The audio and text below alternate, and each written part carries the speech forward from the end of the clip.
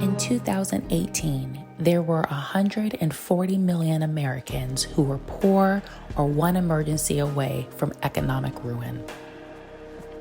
Across the country, in communities and forgotten places, poor people and low-wage workers of different races, genders, abilities, sexualities, and faiths are building a moral fusion movement. We are coming together across all the lines that divide us to restructure and lift our society from the bottom up.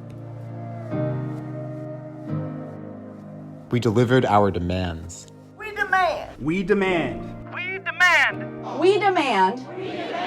Reinvestment in and the expansion of public housing, ensuring that all have a decent house to live in and a place to call home.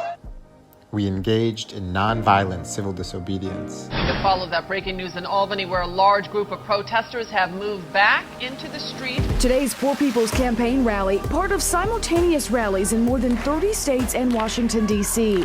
Over the past 5 weeks, nearly 2,000 people have been arrested in what organizers describe as the most expansive wave of nonviolent direct action this century. Our backs are against the wall, and we got no choice but to push. Because it's crucial that we make ourselves heard. For a country this rich to have so many people poor, it's immoral and it's wrong. We testified on Capitol Hill. Never before have impacted leaders gotten to march into Congress and present a budget. We brought a full budget request and a movement behind it.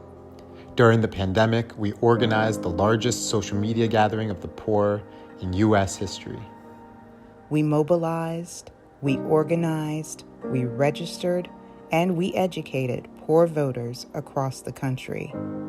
And we helped bring poverty to the national agenda.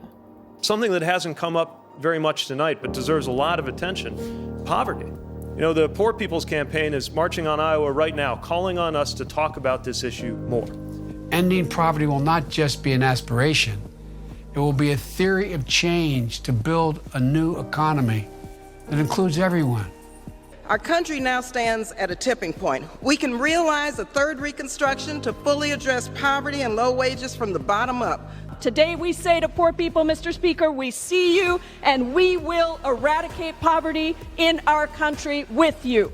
No democracy can claim to be strong when 140 million people, or 43% of its people, are poor and low wealth.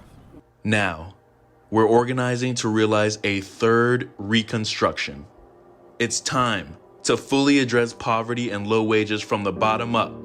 We are fighting forward together. And not one step back.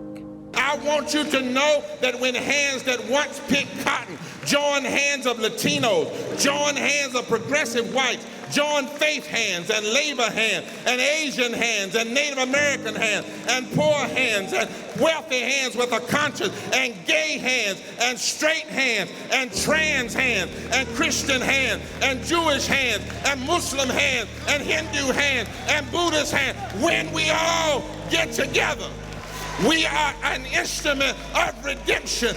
When we join hands, we can revive and make sure that the promise of life, liberty, and the pursuit of happiness and equal protection under the law is never taken away from anybody. So I got a question.